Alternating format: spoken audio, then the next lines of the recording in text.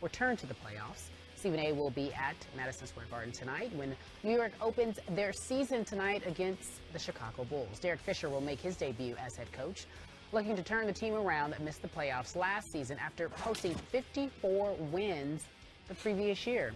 And speaking of hopes, take a look at this in the New York Post sports page. Try hopes. Phil Jackson, Carmelo Anthony praying, and then one Derek Fisher leading the team. Stephen A. Smith in New York City. What do you expect from your Knicks this season? Well, first of all, for those who want to find out about it in writing, please go to ESPNNewYork.com. I actually wrote a column on there on ESPNNewYork.com on these very Knicks and what I do expect from them. And the answer would be not much. I expect them to improve upon their 37-45 record because you can't get much worse than they looked last year as far as I'm concerned. Too many issues on too many occasions, too many different things. Carmelo Anthony's got his $124 million. He's going to be called upon to live up to that billing. I think he'll continue to average 25 to 27 a game. I think Tim Hardaway Jr. is going to add a lot to this equation. I think you'll see him do that because Tim Hardaway Jr. can shoot the basketball, and I think he'll be just fine.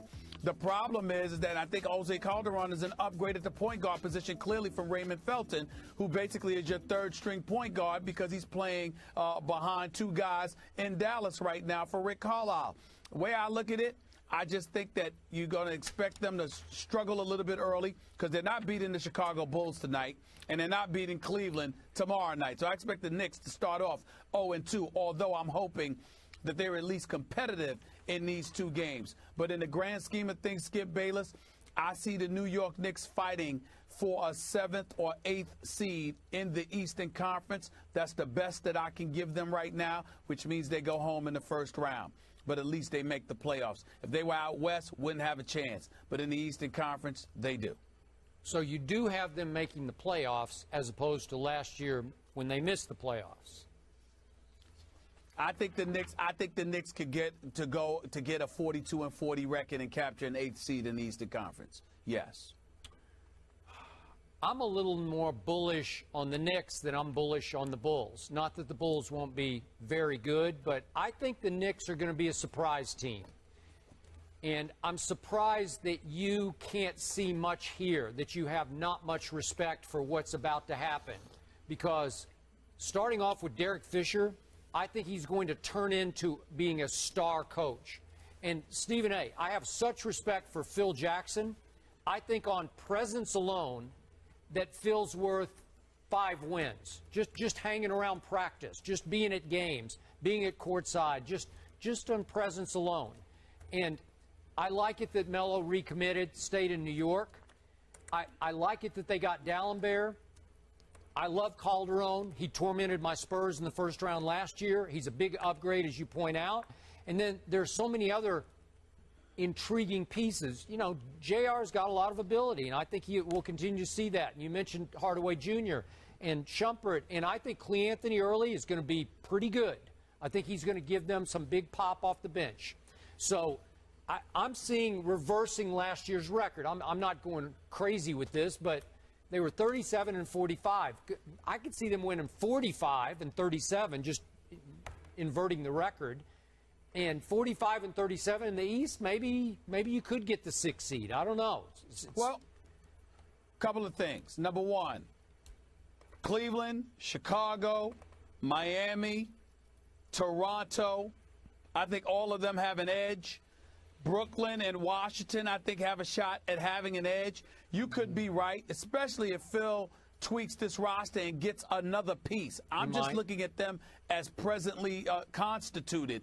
I see them as a 42-win team instead of a 45-win team. I love the fact that they're going to have to move Iman Shumpert or J.R. Smith to ensure that they get Tim Hardaway Jr. more playing time. I like Shumpert a lot, his defensive athleticism, but I don't know how he fits in the system, but I'm hoping that he stays on board.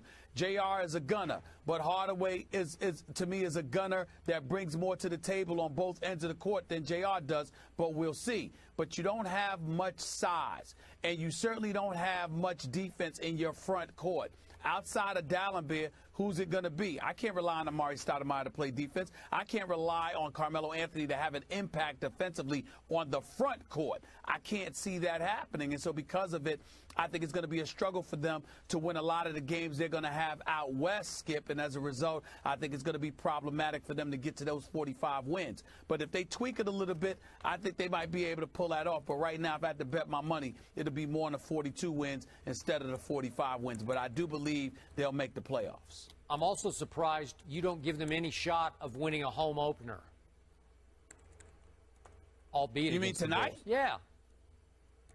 No, absolutely not. Really? And I'm going to the Garden. I'm sorry. And you know I'm a Knicks fan, and I believe in Derek Fisher. I do believe Derek Fisher is going to be a great coach. Yeah. I am proud and happy that Phil Jackson is here in New York. But do I think they're going to beat the Chicago Bulls tonight with Derrick Rose at the Garden? No, absolutely not. I do. No, I give not, them a not good even shot. a little bit. So you're going for the I think Knicks. there's going to be electricity in that building tonight. It'll be competitive. It'll be Yeah. competitive. Tomorrow in Cleveland, they might get blown out the building. Okay. Well, And then after that, the season starts. Okay. Since I'm the actual New New York Yorker? resident. Is that what you're gonna tell I'm me? going to go for my Knicks tonight. Okay. Because I'm loyal to my Knicks. Are you loyal And to your people Knicks? know that I am now synonymous with New York City. All right, listen, coming up next, guys, we're going to talk about Tony Romo because Stephen A. is not synonymous in New York City. Skip Bayless